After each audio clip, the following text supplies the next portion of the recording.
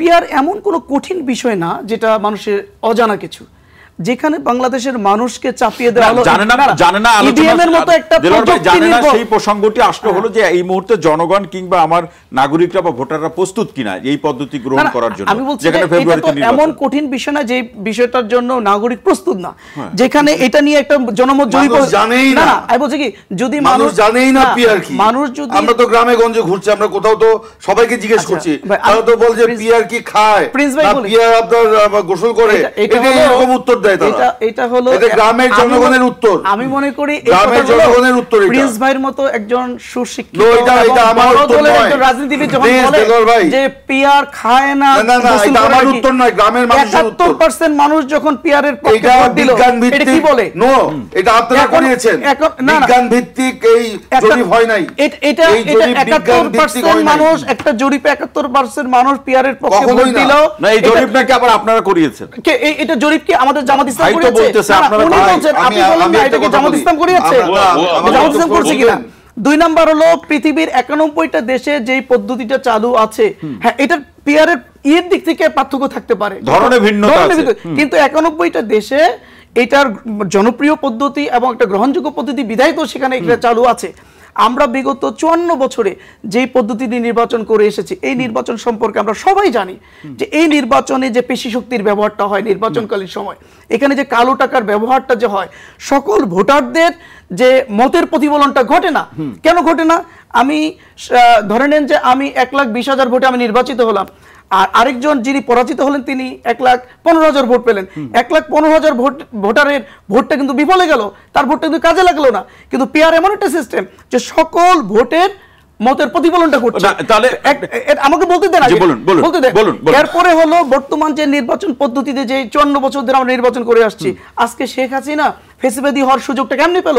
এই বর্তমান পদ্ধতি নির্বাচনের মধ্য দিয়ে।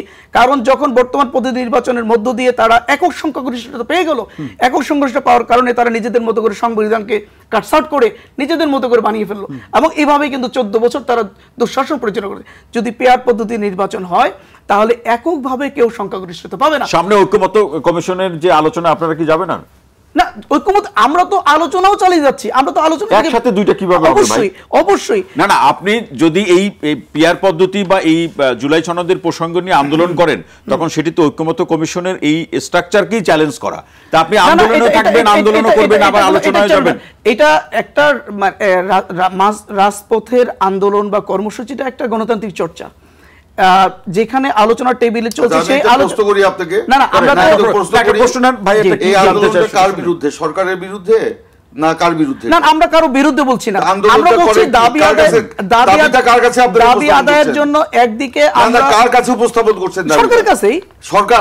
সরকারের কি সেই ক্ষমতা আছে এই এই নির্বাচনের পদ্ধতি পিআর করার? কোনো ক্ষমতা নাই, অবশ্যই নাই। আপনারা যদি তাই থাকতো, আপনারা যে সাদাত হোসেন সেলিম ভাই বললেন জাতীয় ঐক্যমত্য কমিশনের এই দীর্ঘদিনের আলোচনায় একটি বারের জন্য আমি এই ক্ষেত্রে বলি 2024 সালে উত্তরটা আমি দিচ্ছি তো 2024 না এটা আমি সরাসরি বলতেছি ভাই, বলতে দেন।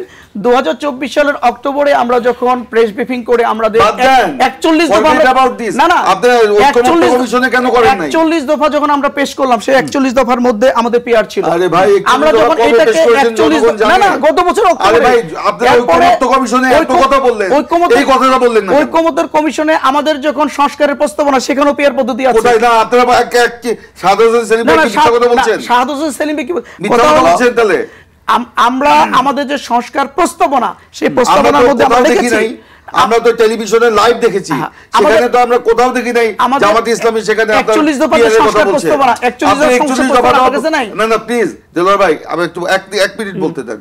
এই 41 দফাও যদি আপনারা ওই ঐক্যমত্য কমিশনে তুলে ধরতেন, তাও তো বুঝতাম। কেন আমরা 41 দফা সাংবাদিক সম্মেলন করলাম, পুরো জনগণকে জানালাম, এই যেখানে বাস্তবায়ন হবে, যেখানে সিদ্ধান্ত হবে, সেই জায়গাতে আপনারা কিন্তু আসেন, সেখানে প্লেস করা হয়েছে তো। কোথাও করেন আমাদের দাবি হিসেবে প্লেস কোথাও করে দেই কেন? না না, আপনারা যদি প্লেস করতেনই, তাহলে আপনাদের দাবিকে যখন ইগনোর করা হয়, তখন আপনারা কেন বললেন না যে আমাদের এই বিষয়টা নিয়ে আসেন?